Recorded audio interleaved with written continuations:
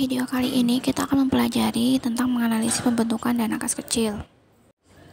Video kali ini kita akan mempelajari tentang menganalisis pembentukan dana kas kecil.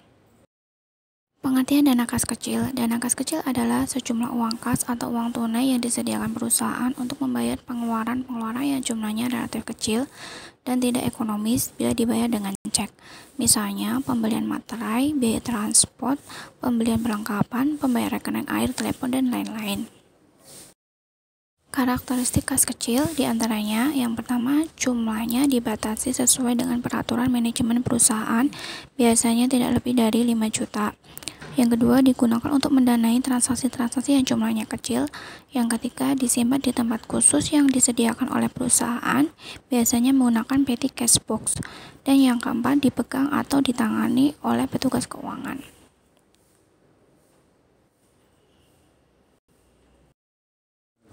Perlengkapan dan dokumen untuk mengelola kas kecil.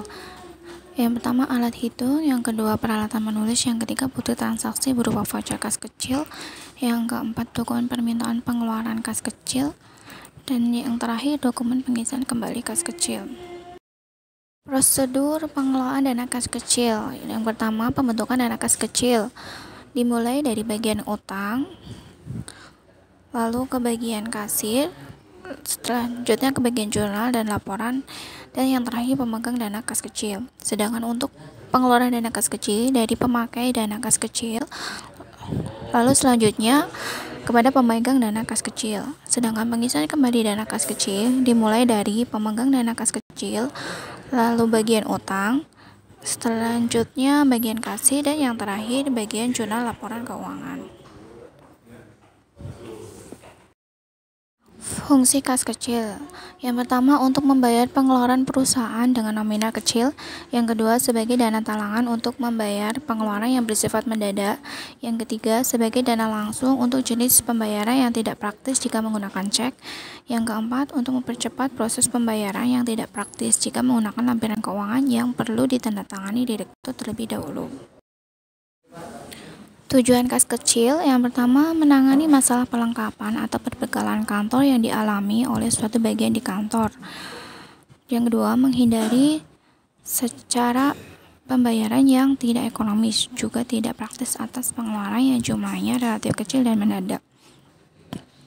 Yang ketiga, meringankan beban para staf karyawan dalam memberikan suatu pelayanan secara maksimal kepada para pelanggan yang juga termasuk kepada relasi bisnis pimpinan.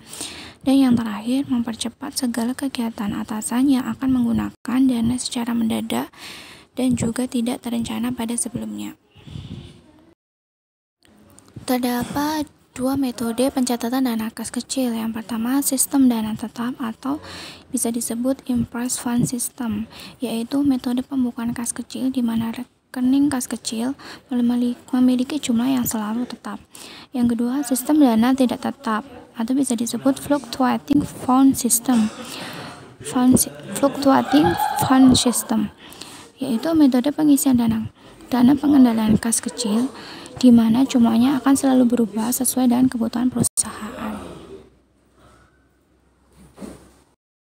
Keuntungan dana kas kecil untuk sistem dana tetap atau impress fund system yaitu diantaranya menghemat waktu untuk melakukan pembukuan, memudahkan pihak tertentu dalam mengetahui besarnya setiap pengeluaran, dan memudahkan bendahara dalam menentukan pembagian dana untuk setiap unit per periodenya. Sedangkan keuntungan sistem dana tidak tetap atau fluctuating fund system yaitu saldo kas kecil bisa diketahui setiap saat. Yang kedua, jika dana kas kecil tidak cukup, pemegang kas kecil bisa meminta atau mengisi dana kas kecil.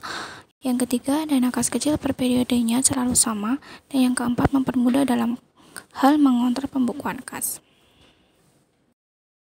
Kekurangan dana kas kecil untuk metode sistem dana tetap diantaranya yang pertama, saldo kas kecil tidak bisa dicek sewaktu-waktu. Saldo kas kecil ini hanya bisa diketahui pada akhir bulan atau akhir transaksi.